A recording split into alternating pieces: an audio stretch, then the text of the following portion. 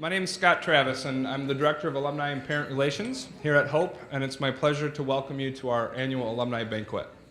What a gorgeous day and time to celebrate together today. For those of you from near to campus, you know this is kind of the first day of spring, it feels like. And for those of you visiting from farther away, we're very happy that the weather worked out, that you can enjoy Michigan in all of its springtime glory. It's a pleasure to share this time with you this evening, and I know it will be a fitting end to a great weekend. The events of the last 2 days have included spiritual, academic, athletic, arts, and co-curricular events that have brought the liberal arts to life for our students and over 600 alumni visiting campus. Today in the chapel, Paul Klein-Hexel's remarks had me reflecting on the value of the liberal arts. And this fall, I had the chance to answer this question with a group of first-year students. Why the liberal arts? And in answering that question, we looked at an article by Nan Cohen, professor at Princeton and former president of Wellesley College and Duke University. In her article, she had 5 defenses for the liberal arts in the 21st century. First, they are insurance against obsolescence, as many, if not all, fields are rapidly changing. Tonight, we have a recipient here that is leading a company in a space that didn't even exist in 1987 when he graduated. Second, she says that no matter the profession, the liberal arts hones the mind, teaching focus, critical thinking, and the ability to express oneself. Another living example is here tonight, creatively and beautifully expressing God's creation in his work. Third, this type of education is the best education for citizenship in a democracy like ours. Once you hear the citations read tonight, you will see great evidence of this as well. Fourth, the liberal arts also prepares us for both society and solitude by cultivating taste and the knowledge of the arts and literature and music. One of our recipients has applied his liberal arts background with impact in all 3 of those areas. And finally, through studying the liberal arts, you become part of a community of scholars, both past and present. Our first recipient tonight is a shining example of not only someone who is a part of this community, but has been a leader in the past and continues to lead a community of scholars. These 5 defenses of a liberal arts education ring true to me and are evident in the lives celebrated tonight from this podium and in all of your lives as well. They are also evident in the life of Lisa Boss, class of 1997 and president of the Alumni Association. For the past 2 years, she's been president and member of the board of directors for the Alumni Association since 2007. I enjoy working with Lisa very much and invite you to join me in welcoming her to the stage.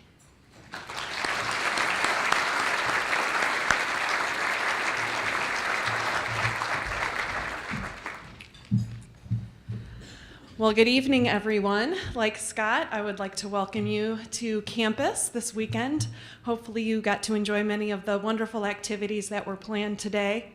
I don't know if softball, Hope versus Calvin, how that ended up. Anybody know? Oh, that's not good. Thanks, Scott. All right, moving on then from that. Apologies we couldn't also have this dinner in the Pine Grove. Logistically, that was a little tough, but hopefully you got to enjoy some of that fine weather anyway.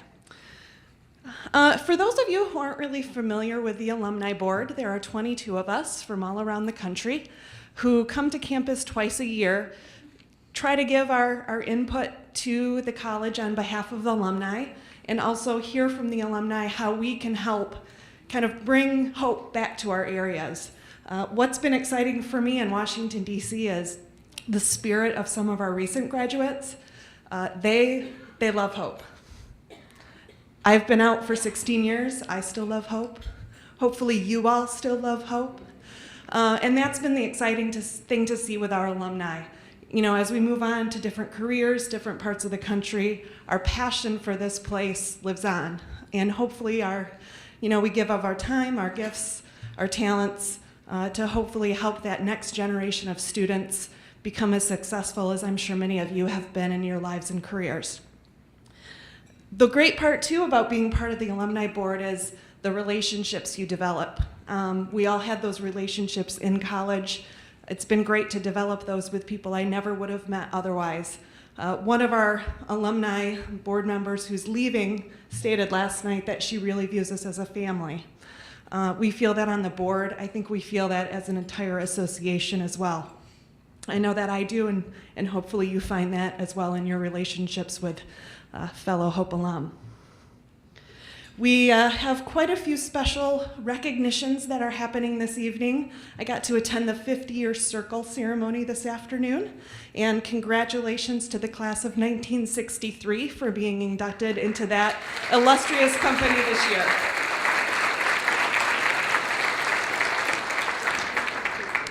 Also celebrating reunions are the class of 1968. Anybody here from 68? All right. The class of 1973. The class of 1978. And the class of 1983. All right. Well, again, thank you for joining us this evening. This is always a wonderful event to be a part of. We have some great awards we are presenting to some people who have really done some special things in their lives. And to present the first award is a member of the class of 1963 himself, Dr. James Boltman.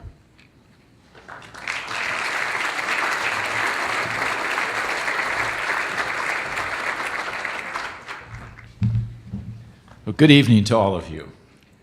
I'm so pleased that I was selected to make this award presentation to such a good friend and colleague as Dr. Jim Bolkins.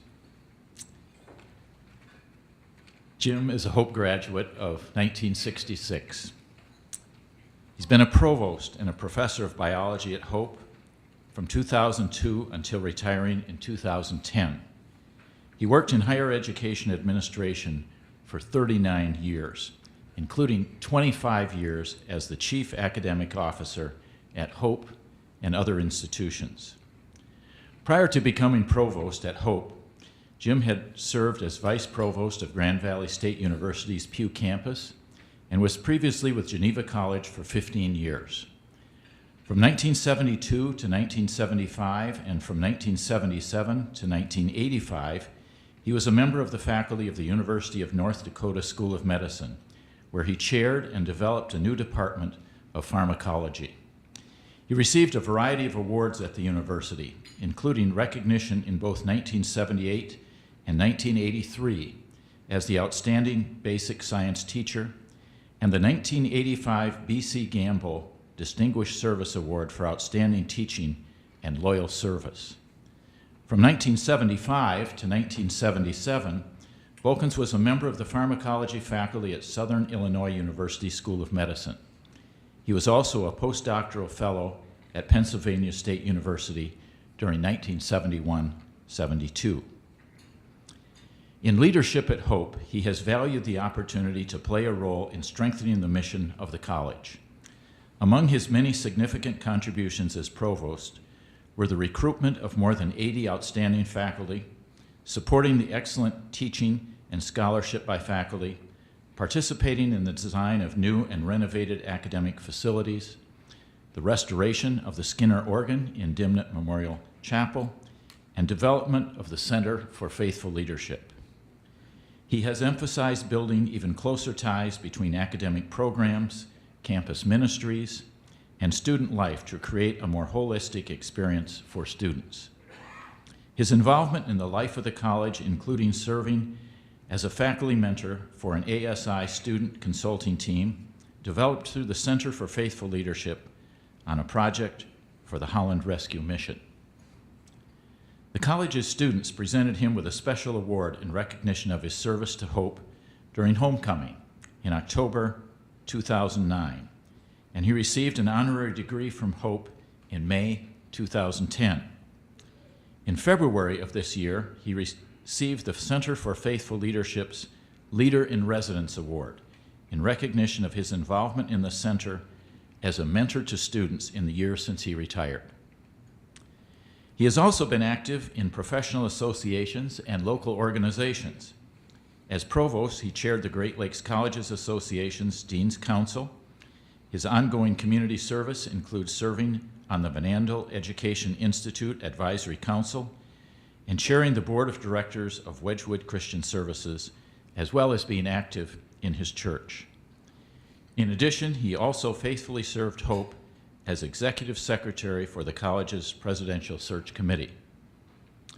Jim, your work has epitomized what this award is designed to recognize, namely, contribution to the college and its alumni through notable personal service.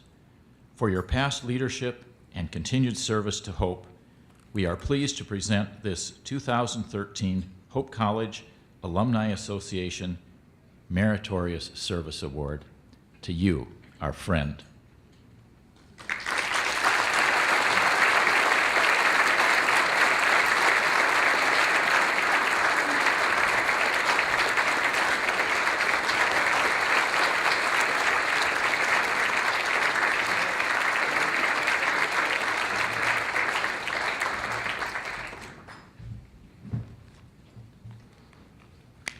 Boy, I wish my mother had been here tonight. I tell you.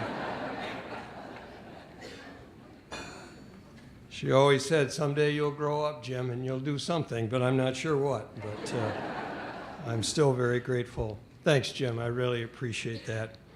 Let me express my appreciation to the Alumni Association for selecting me for this award. It seems a little awkward, to be honest with you. I know so many people in the years that they have served Hope and the amazing things they do, so many of them still here and some who have finished, and so I accept it on behalf of all of those who serve Hope. My congratulations to Scott and Joel, too, for your awards. You guys could be the poster boys for a liberal arts education, and better put them in the ad somewhere for Hope, I'm sure. Well, it was a great privilege to serve as provost at Hope for 8 years, something I never thought I would do, and then to serve as secretary. I got a promotion to executive secretary, at the Presidential Search Committee to find a replacement for President Boltman. I can tell you that the accomplishments that I've had have occurred because I was surrounded by great people who did their jobs every day, and it made it quite easy for me. Again, I'm thankful to Jim for giving me this opportunity to come. I will say it didn't hurt that my initials were JB. Grand Valley had already paid my moving expenses to this area, so that wasn't a problem. See, Jim likes to raise money. He just doesn't like to spend it very much. So I was a bargain, and that was good. Jim, he's the best president. I served under several, and I think you know that. I don't have to tell this audience. He was great to work with. I just have to say I'm sorry it took us 2 years to find your replacement, but it is your fault. You set the bar so high it took us 2 years to find somebody to replace you. But I want to thank you and Marty for being absolute consummate examples of servant leaders that you model every day on this campus. So I thank you. Well, serving as a provost can be a challenge, but it also is a great reward. Most people don't know what a provost is, so I looked it up myself. One of the Webster's dictionaries said that it's the military officer in charge of the prisoners. That was my favorite. You know, the prisoners can be the faculty or the students or both. But I was fortunate that Hope had an incredible group of prisoners on this campus who did their job every day, and they did it so well. And so I'm grateful for faculty who made ideas come alive, like the Leadership Center and the Mellon Scholars Program, and those who mentored students in research every day in the laboratory and who taught with excellence every day as well. They are an amazing group. And of course, the most important thing I think Jim and I do is to be the keepers of the mission, and that involves hiring faculty. And I'm grateful for the faculty that we're able to hire who resonate with our mission and embrace it every day in what they do and teach and the way they interact with students. And in spite of retirements of people who've been here a lot longer than I was, Hope is in very good hands for the future. Well, I could not have done my job without a very supportive family, and they were amazing. And I want to thank my wife, Barb, tonight, who's here, for her patience, her love, supporting me in long hours when I wasn't home very much, and the kids too. And I just could not have done it without them. And so I'm very, very grateful for that. And I'm thankful for our kids too. Our oldest son, Matt, is here with his family tonight. And it's nice. I have 3 grandchildren here. They've lowered the average age here by about 1/10 of a year here tonight. Anyway, but maybe there's good news. But the great thing about retirement is to have time that I never had so much to spend with the kids when they were younger now, and it is an incredible blessing. I also want to thank my brother Dave, who's here tonight, my much older brother, and because he taught me perseverance. You see, he beat the snot out of me every year in basketball outside in our driveway and in ping pong relentlessly. And he could run faster than I could. But eventually I outgrew him, and then it all stopped. But Dave, you helped. And we had parents who modeled service every day. My mother and my dad were unbelievable in what they did. And I could tell you a lot of things about them, but I won't tonight because you want to eat your dinner. But for them, service was a lifestyle, and I'm grateful for them. And I'll tell you, no administrator's worth a hoop without a good administrative assistant, and I had the best. And Lynette Silman Tenhave, sitting right over here tonight, kept me in line, kept me on schedule. She encouraged me. She shared good ideas with me. She was never reticent to do that at all. I trusted her, and she was there to pick me up on days that weren't so good, and every once in a while you get those. And she also taught me how to be a secretary, which was really important for the last 2 years. Well, there are a lot of people that I could recognize, and there really isn't time tonight. There are a lot of people that have influenced me, the writings of John Stott, of Richard Foster, Max Dupree. The book of Nehemiah was one of my favorites on leadership, and of course, Christ is the ultimate example of a servant leader. I got many opportunities that I honestly was too young and really didn't have the credentials for, but God gave me strength. And the passage that many of you have heard me recite, 1 Chronicles 28:20 from the Living Bible, says to be courageous and strong and get to work. Don't be frightened by the size of the task, for the Lord my God will be with you. He will not forsake you. He will see that everything is finished correctly. I'm grateful for all those that God surrounded me with over the years that made me look good and made my job so much easier. You know, I think coming to Hope was God's gift to me for having lived 13 years in North Dakota and being the provost at Geneva College for 15 years, and I won't go into that. Let me close with this. About a couple weeks ago, Barb and I watched the movie The Iron Lady, the story of Margaret Thatcher. And when she became prime minister, she shared a quote from Lao Tse, which I thought is quite appropriate for tonight. It said, "Watch your thoughts, they become your words. Watch your words, they become your actions. Watch your actions, they become your habits. Watch your habits, they become your character. Watch your character, it becomes your destiny," or as Max Dupree would say, your legacy. I hope for all of us that we will have a legacy of service, because if you do, and we all do, then I know Hope will achieve her mission in great ways and the world will be a better place. This year, our distinguished alumni award nominees or awardees are actually the cream of the crop, and for me particularly humbling because they are my age, and apparently I've got a lot of work to do. So our first awardee is, I have the privilege of introducing Scott Carpenter. Scott and I were graduates together in 1987, and that's pretty much where my parallel ends with Scott's. Scott was a triple major at Hope in French, history, and political science, carrying up to 21 credits in a semester.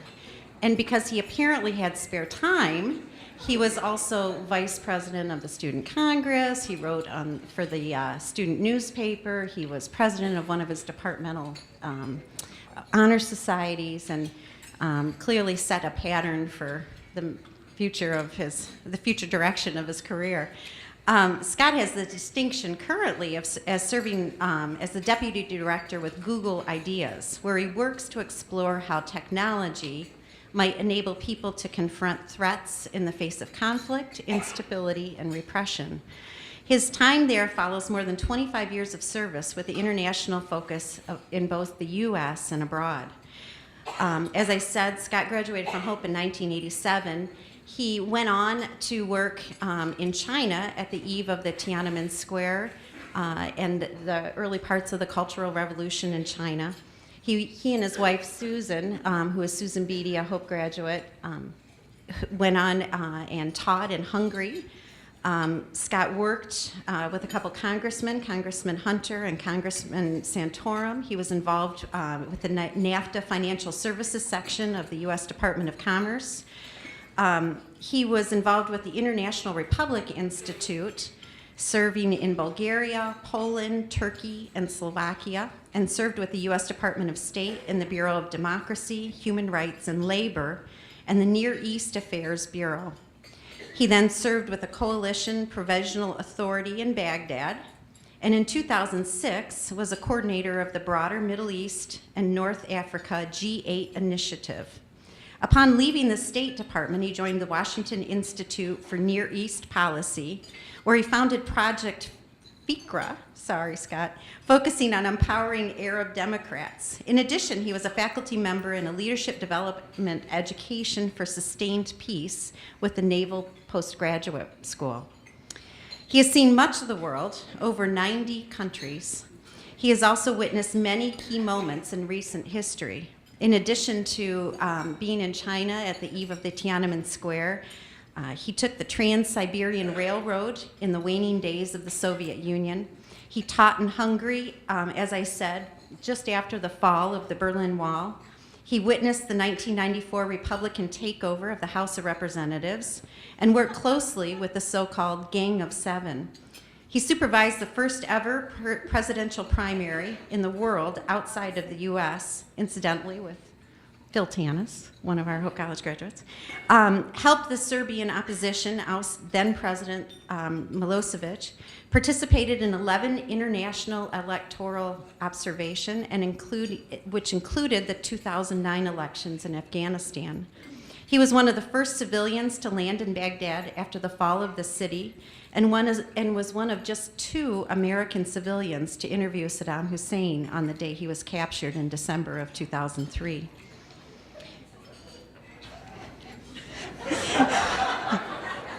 You know you have to speak about that now.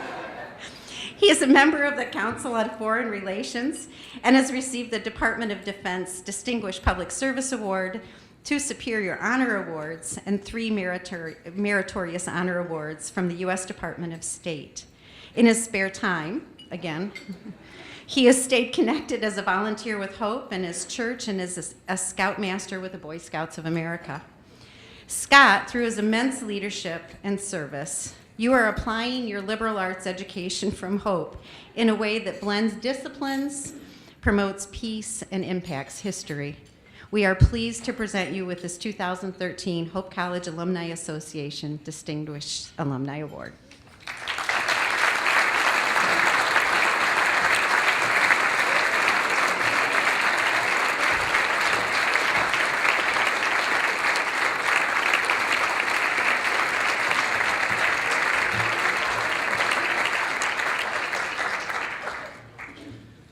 Jim, and you wish your mother were here.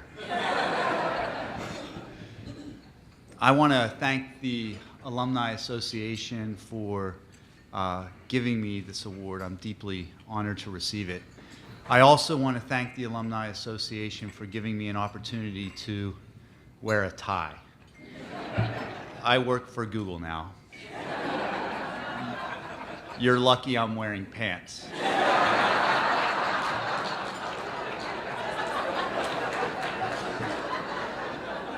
My congratulations as well to Jim and Joel. I'm very happy to be being honored at the same time that they are. I have been a longtime admirer of Joel Tanis and his entire family. I owe a lot in terms of friendship and development to his brother Phil, who I've known since we were in college together, and he was His Honor the Mayor at that time. That badge he used to carry around helped me out a lot at various times. You know, as I was listening to those opening comments of Janice, and Janice, thanks again for the introduction. What struck me is how fast time goes, and how people tend to think that, wow, look what all those things you did. how the one thing just led naturally into the next thing. And that is just not the way it happens. Not at all. My adventure through this life has been one great set of opportunities, which I've done my best to seize. But like Jim, it had a lot to do with the people all around me. And I want to thank a number of them tonight. But before I do, I wanted to also note how remarkable it is, actually, that I ended up staying at Hope College. My freshman year, I grew up in Pittsburgh, Pennsylvania. A proud Steeler fan. That's basically the core of my identity. That wasn't mentioned by James. But when I came here, I really had initially a hard time. I didn't realize that I had a Pittsburghese accent. And one of the things that I didn't realize is that in the word 13, there is no N. Pittsburghers say 13. And you can imagine what would happen here with my college roommates. We're like, what did you just say? So I had to learn to speak English. And what I didn't realize was that I had come to this foreign country called Western Michigan. And it was a very different experience for me. And at the end of the time, I was thinking about transferring to a Big East school in Boston. And I was telling this story to Mark and his wife, Patty. It was August. I'm in Boston. I've gone through everything. I'm going to start there that fall. And I go to meet my advisor, my political science advisor. And the political science advisor is a woman, and she's wearing a pink Minnie Mouse t-shirt. And she says, so where are you coming in from? She's really busy. Where are you coming in from? I'm like, well, Hope College. I'm sure you know. Hope College? Do you know Dr. Renz Hoeksema? I'm like, Dr. Hoeksema's my advisor, was my advisor. And I said, in fact, I was going to TA for him. And he even invited me to go to the Washington Honor Semester as a sophomore. She said, really? I'm like, yeah. She said, don't take this the wrong way, but I think you're being stupid.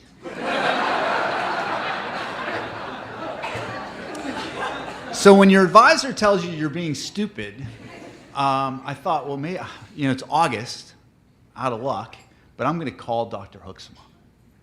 So I called Dr. Hoeksema. His wife answers the phone, says, just a second, Scott. He's out in the garden. He'll be in a minute. He took the phone and he said, Scott, I was wondering when you would call. He had me in College East. He already had me in a dorm in College East. And he had already picked my schedule and registered me for classes. He said, you can drop an ad, but I would not advise it. And that began my experience here as a liberal arts student who benefited from an amazing, remarkable group of professors who I now consider both mentors and friends. Dr. Renz Hoeksema, for sure, Dr. Ann Larson, Dr. Bill Cohen, Dr. Larry Penrose, Dr. Mark Baer, Dr. Jenny Everetts. The list goes on and on. These people had such an amazing impact on my life. And had I gone to some other big school somewhere else, I would have never had that type of engagement that I did with these amazing people who so profoundly shaped who I've become in terms of my character. And I'm not going to blame Phil for that. But it was a foundation that could only come from a place like Hope. And I'm very pleased that my son, Alex, has decided that he too wanted to come to Hope. And he's on the lacrosse team, and they were playing down in Indiana, and he just arrived 2 seconds before I was introduced. But I just want to thank him for making it here, making that extra effort. There are a couple other people I really want to thank, and one of those people is my wife, Susan, who's been with me on this remarkable adventure from the very beginning. There are lots of times when I needed a kick in the butt to either do something or not to do something. And she was always there to be that person, to encourage me or challenge me. And without her, I'll never forget when she sat me down at one point and said, "It's time for you to go to grad school." And I thought to myself, look, why do I have to go to grad school? I'm working in the Congress, I'm having a good time. And she said, no, this is something that you have to do. It's something which you're not taking the gifts that God has given you to develop them in the way you should. And that was a huge moment. And we've had many, many moments like that. So Susan, as I accept this honor, thank you for being such a huge part of my life and for this award. And also, I want to thank my Lord and Savior, Jesus Christ, because I was not always the humble person you see before you today.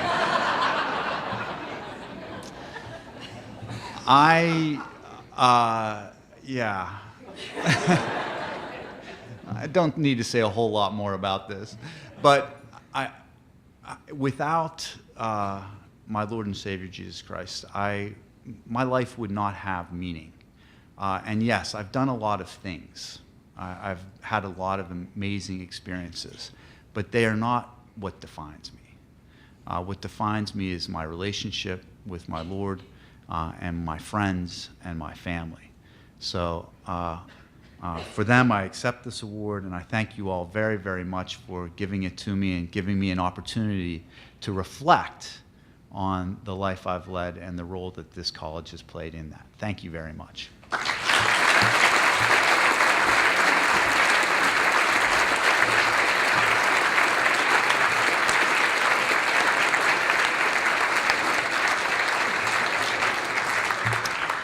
And now to present our next award is another board member, Arlene Waldorf from Buena Vista, Colorado.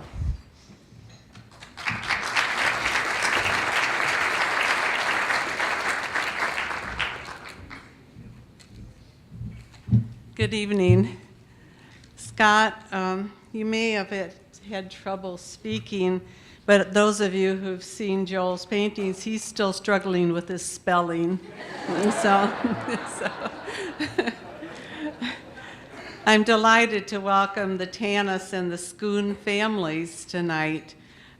They have all been very important to Hope College, and I know they're also delighted to know that Joel is being honored tonight. Joel and I had lunch together this week, and I asked him how he'd like to be introduced.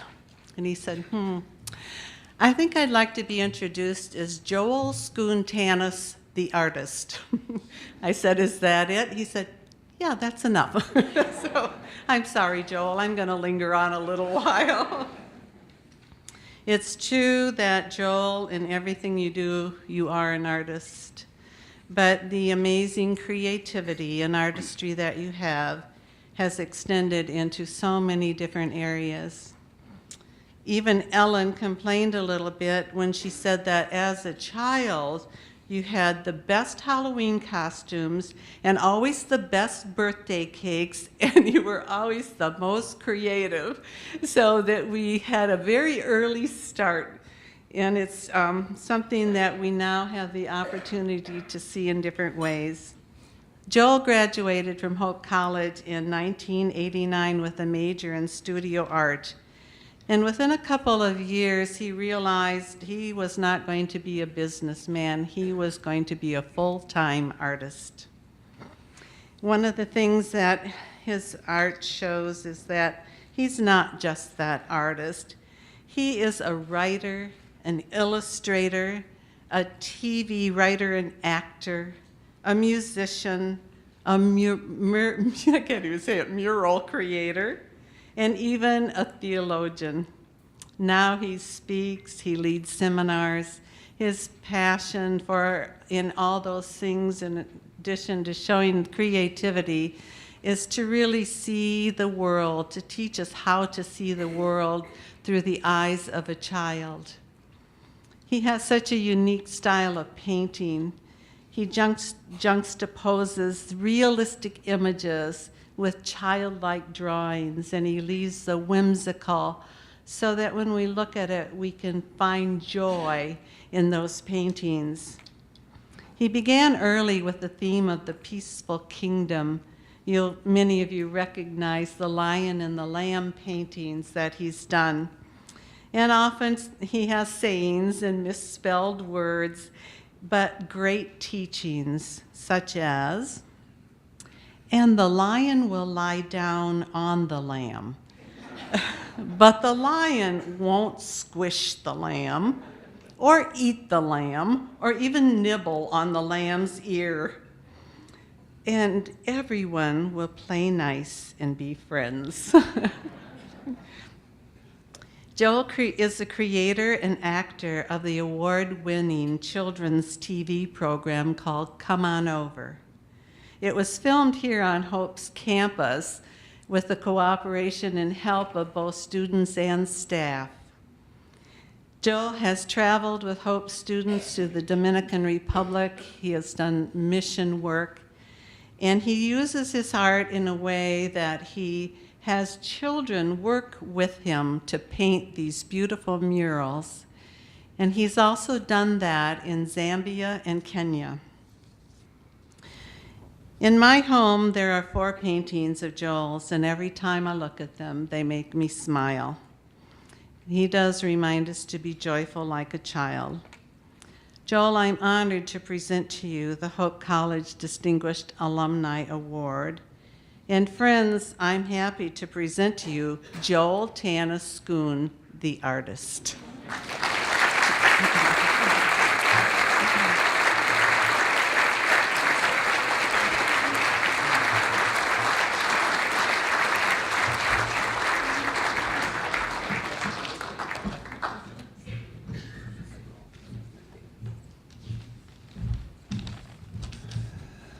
Thank you. Thank you, Alumni Association.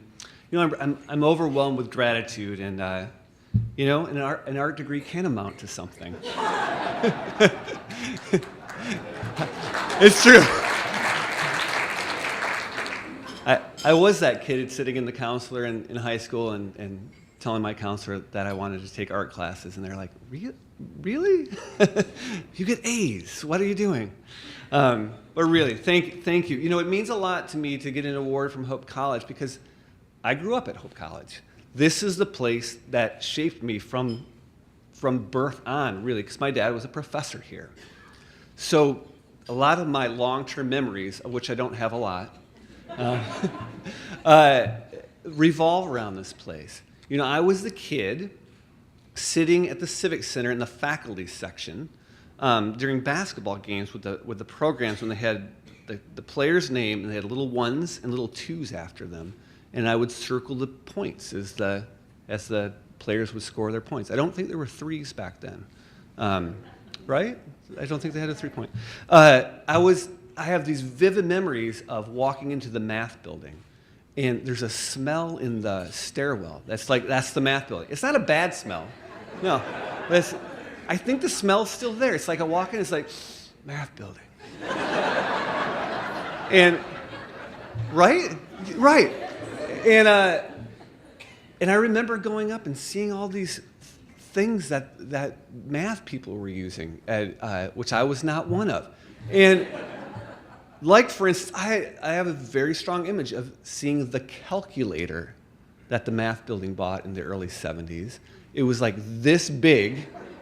And if I'm right, the square root cost an extra couple $100 to get on that, right? It was crazy. You get it. It's a free app now to get more functions than what that was. And I have memory after memory after memory of going to arts events at Hope College. I was a kid being dragged off to the theater and music and art events, and eventually I wasn't the kid being dragged off. I was the kid that wanted to go to these things. And that shapes you, right? It's the culture of this place. I don't think folks entirely understand if they haven't grown up in a community that offers up incredible arts events every weekend. Every weekend you can come and hear great music or see a dance performance or theater in this community of high caliber. And that shapes you, and it fed into me. So I'm thankful to receive an award from this institution.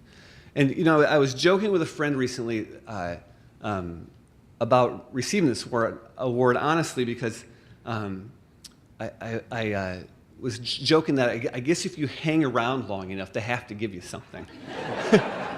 This is especially in light of knowing that Jim and Scott were here, these men that I respect so much, and I was talking about Scott's work helping write the Iraqi Constitution. I'm like, I'm following that, Yeah. But I've hung around, right? I've hung around. I grew up on 12th Street. I moved to 13th Street to Cosmo Dorm, and then I now live on 15th Street. I'm local.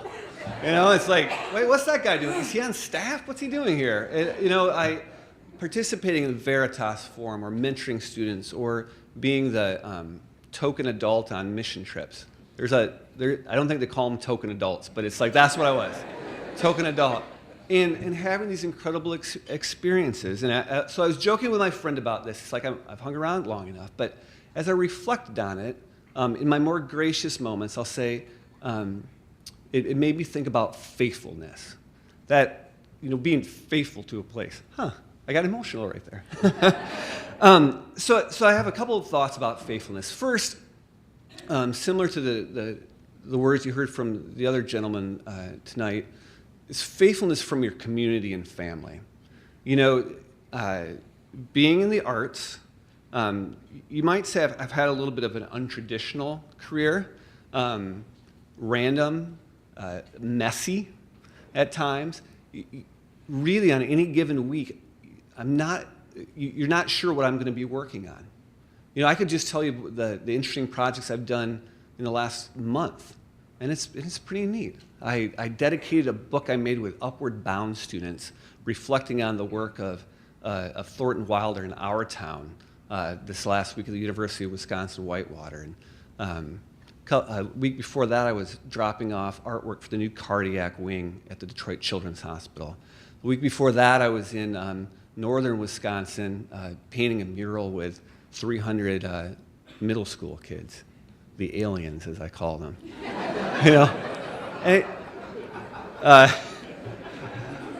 But it's random, and the thing is, there are some stereotypes about artists and being flaky, being unorganized.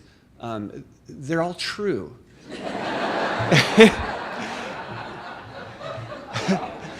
I have huge gaps in my skill sets, and I have needed my community and especially my family to help me fill those gaps.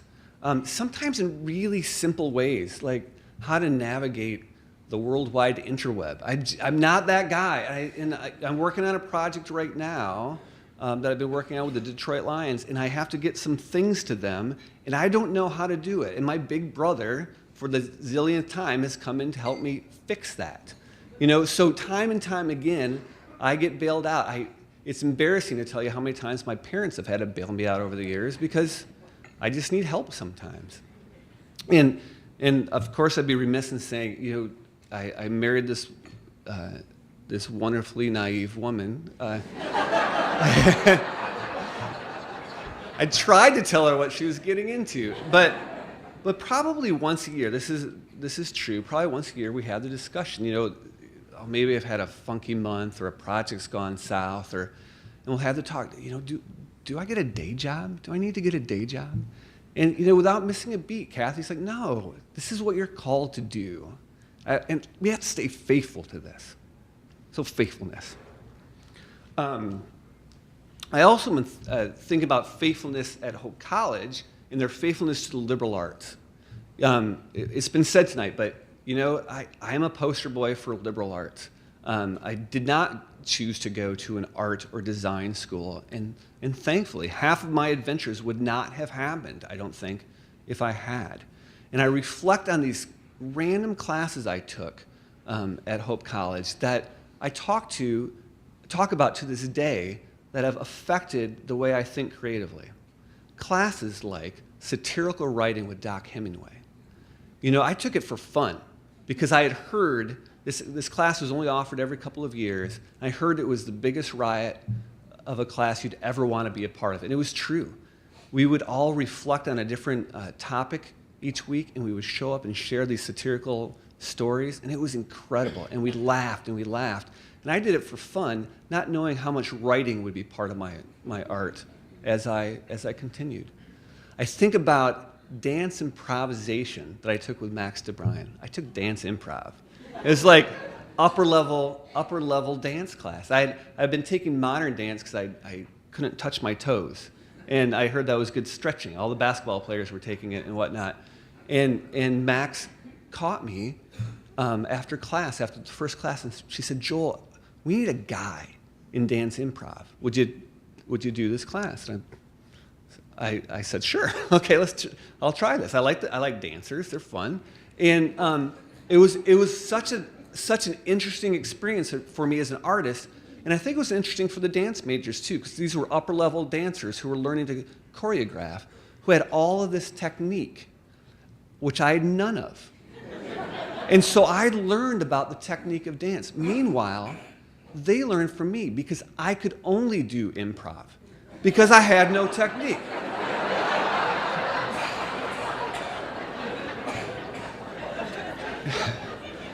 That actually wasn't meant to be funny. It was a real learning experience. And I could go on and on and on about the ways that different classes taught me to connect dots, especially the humanities classes for me, and how it made me think more broadly about the world. And an artist's job is to communicate, and we need to have something to say. And so learning about the world, learning about different disciplines gave me more to say. And of course, I'd be remiss in saying, the art department was a huge part of it, and specifically at the time, Del Michael, who's Santa Claus. And Santa Claus would come in and encourage me each day to keep painting. I think I was a week into my freshman year in painting class, and he came into my little cubicle area and took the black paint and threw it out. And I haven't owned a tube of black paint since. And if you know my work, thank goodness. It made me discover ways to tell stories through art in different ways by having to work with different colors. And so anyway, I'm thankful to the faithfulness of this place. And finally, faithfulness really in the end comes down to our faith, doesn't it? Is that redundant? But I come from a train of thought that says that believes in calling. We don't do this for ourselves. We do whatever we do, whatever that is, as a living out of our faith in Christ. And it sometimes gets you down funny paths. I've landed all over the world doing art. I've landed all over the world mentoring kids, and I just I follow the leading, and that's why one of the other reasons things are messy, and one of the reasons I need people around me, because you need help in navigating that. But I believe we're called to stay faithful, and wherever that goes, and it's not always pragmatic. It doesn't always pay in the traditional senses, but I think it pays in the kingdom sense, and I hope that has been that I continue. I hope that faithfulness continues to be a blessing to others, that I can encourage people to create, to think creatively, and to follow their passions. So thank you for all those here that have been faithful in what they do, faithful to me, and most importantly, faithful to the kingdom. Thanks.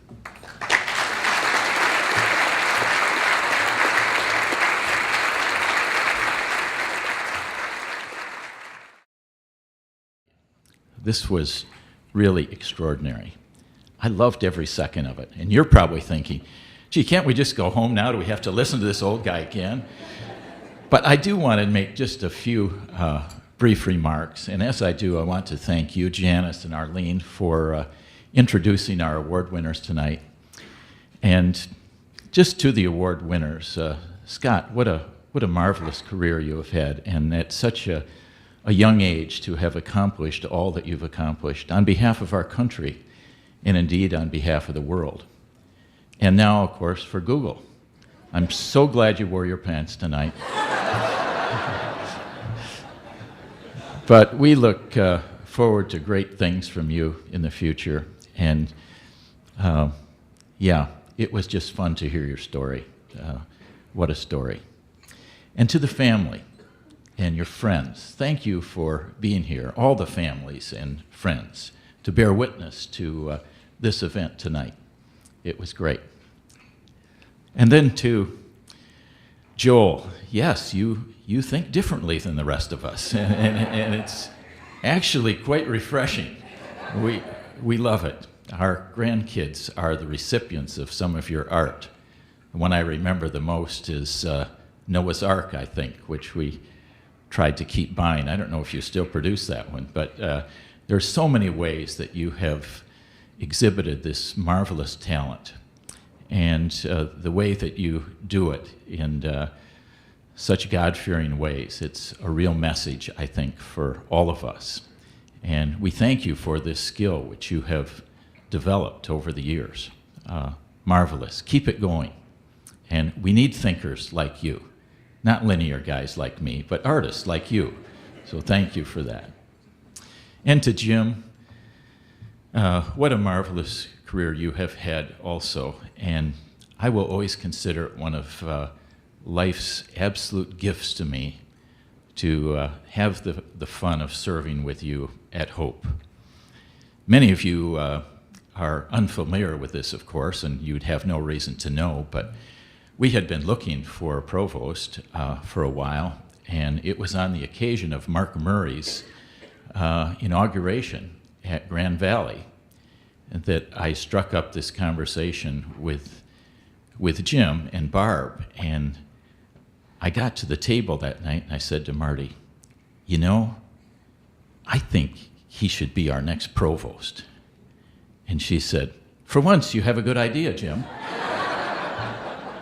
And so I saw Jim immediately after we had dinner that night, and I said to him, Jim, I'd like to call you sometime and talk with you about being the provost at Hope.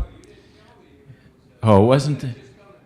Just come and talk sometime. Yeah, okay, that's what it was. It was more secretive than I had recalled. And so I called him the next day, and we had lunch together, and well, the rest is history. And Hope is strong today because of Jim Bolkins. That's the honest truth. This guy has given so much to Hope and has such tremendous experiences to draw from. After hearing him speak tonight, you can imagine what a gift this was to Hope for these years. In Jim's last years of his professional career, to spend it at his alma mater and to bring the kind of expertise that he has to this situation, well, it's just magnificent. And Jim, we thank you for it. I will always be indebted to you for making me look good. Thanks. I was going to tell another story about Phil because it reminded me of a young man that I had the privilege of coaching. I couldn't help but think how much of a parallel there was to this. This was a young man from Mishawaka, Indiana. He came to Hope, and he was a wrestler, and a football player. And I had the privilege of coaching him as a defensive halfback. He only weighed about 150 pounds. But he was very strong because he was a wrestler. And he was a pre-dent major at Hope. His father actually was a dentist, and expecting him to join him in the practice. Well, one day he came to me and said, Coach, I have a problem. I said, okay, Tom, what's the problem? He said, well, you know, I came here as a pre-dent major, and then I got kind of involved. Maxine DeBrine asked me to come to some of her dance classes, and you know, lifting the pretty girls in the dance classes, that was quite a lot of fun. I kind of liked it. And you know, my dad's expecting me to join his practice, but I don't really want to be a dentist anymore. I want to be a dancer. And I said, that's a big problem, Tom. And I said, you better tell your dad that you're going to be not just a dancer, but the best dancer in the whole world. And it was just a few years later that Ray and Sue Smith and Jim and Marty Boatman went to see Tom Barkas perform in the Joffrey Ballet. And he now is teaching dance at Notre Dame. And I couldn't help but think then, what comes from a liberal arts education? And there was a thread that I caught with all of our award recipients tonight. Did you catch it? First of all, tremendous expertise in their field, no doubt about it. Second thread I thought that I caught tonight was tremendous humility. A third big thing that I thought tonight that I saw with these people is the ability to share the gifts that others have given to them. And a fourth thing I noticed was how much they appreciated their families, how much other people had meant in their lives. And you know, these are the marks of really successful people. Humble, talented, give the credit to other people, be grateful for your upbringing, and then go and do hard work. And the work ethic of this group, I think, is really quite extraordinary. The last thing that I learned tonight is that I haven't been telling prospective students a lie. And that really made me happy. Because most every time when we have prospective students on campus, Bill Vanderbilt gives me the opportunity to talk with them. And this is what I tell them. You should come to Hope because Hope has a grand tradition.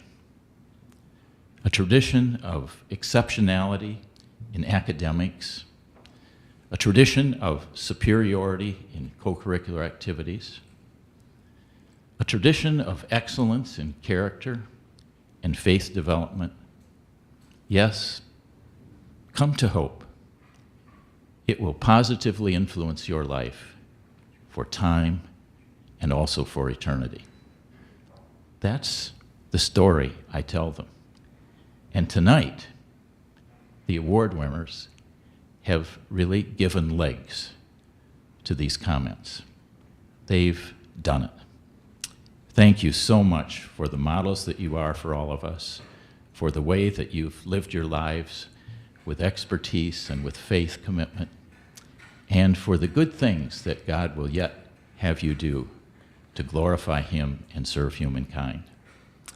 Friends, it doesn't get any better than this.